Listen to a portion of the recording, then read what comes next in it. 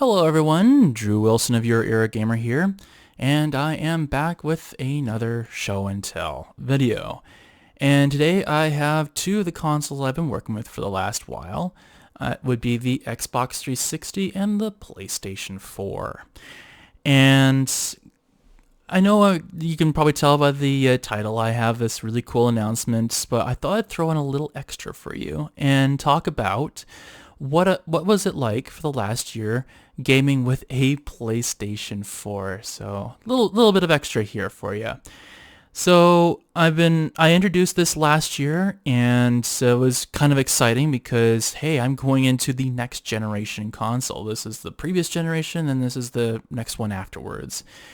And I had some observations while I was playing these games, and the first most immediate one for me was how much longer it took to download and install updates. And I know I got some of that with the PlayStation 3, which I don't have enough room on this table, but I did have a little bit of that, so you could like spend an hour or so downloading and installing an update. But with the and then with the Xbox 360, it was like couple megs and that was it. No big deal. Like, it just took all of a couple minutes and suddenly your video game is updated and ready to go.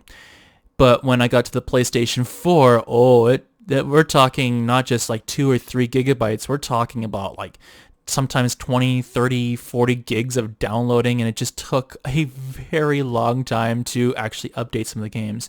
Now, worth pointing out, not all games were like that. Like, The Order took almost nothing to update, but games like Borderlands 3, that took a lot of time to update, and Borderlands 3 wasn't the only culprit for sure. There was a number of games that took a very long time to just wait for it to finish processing and downloading and installing, that sort of thing. And because the games are bigger, I mean, yes, this is a 500 gigabyte console, but the problem is that there's only so many games I could have on it at one time. And I honestly ran into that way faster than with the PlayStation 3 or the Xbox 360. And in fact, I would say with the PlayStation 3, I still haven't run out of space. I was a little worried I might eventually, but I haven't done that yet. And after 5 games, I was having to delete games and install just to make room for new games. So yeah, it's a bit chunkier on the data side of things, to say the least.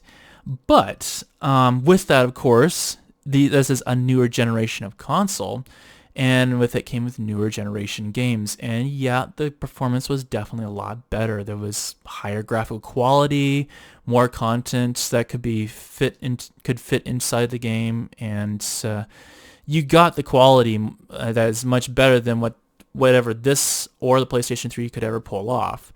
You got that, but you do pay for it in terms of downloading and installing the amount of data.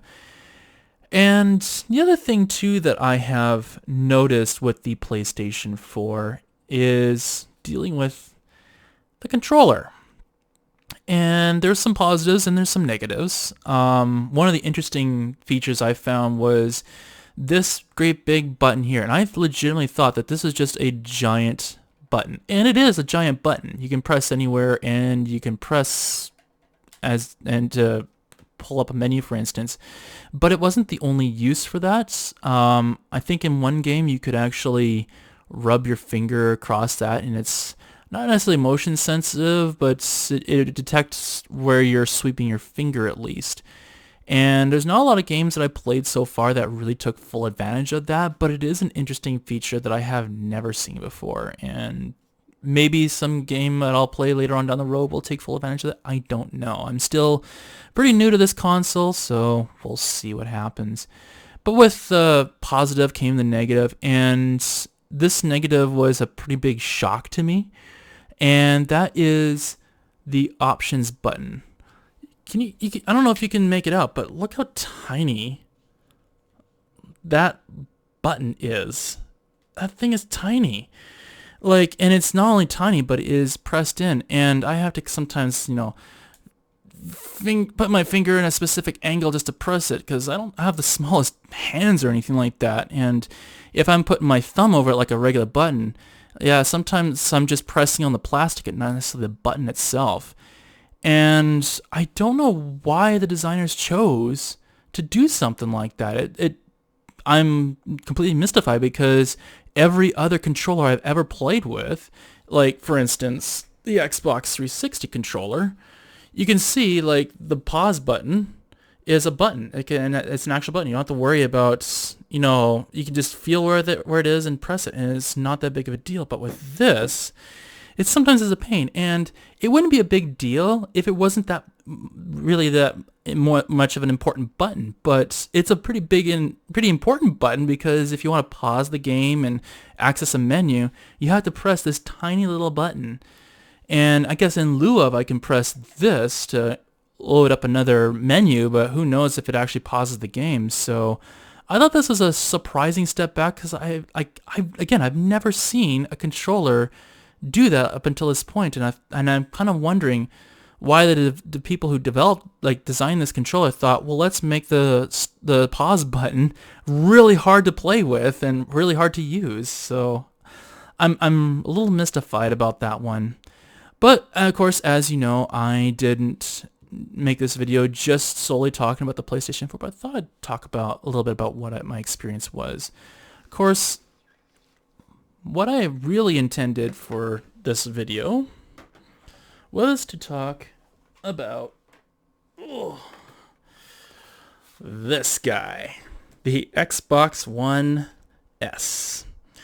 And it's a gray one. And this console competed with this console.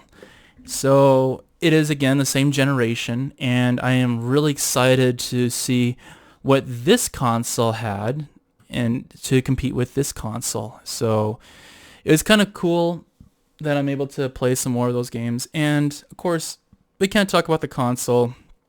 A 500 gigabyte console, by the way, is the same capacity as this, so I'm curious to see how that plays out. But anyway, you can't talk about that without talking about the controller. And much like the Xbox 360 controller, this one is definitely very chunky. You can really put your hands on it and everything, and it's a lot more blocky, but you can really easily grip it. And similar, and just on the vein of the pause menu, this one is just a button. So I'm not having any worries about that. But it was weird to me that the actual controller, and I don't know why it took me a little bit to figure this out. I thought this was actually the logo here was actually just a sticker or something like that, but it is actually a button, and it has the same function as as this one right here, and it does flash too. So one thing that did surprise me, however, I thought batteries would just be this controller only, because this just has its own battery. But if we look back here, batteries again. It takes Duracell, Energizer, whatever, AA batteries either way. And I was kind of genuinely surprised that was going to be a thing for this controller, but apparently it is. So I am really curious to see how this is going to play out and with the games.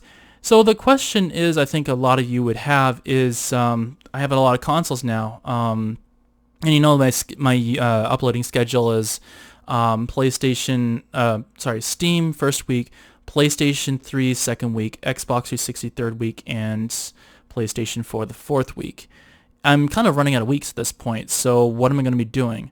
Well, this is a bit of an announcement for you. I will be temporarily retiring the Xbox 360 until I get through some of my PlayStation 3 titles and some of my Steam titles.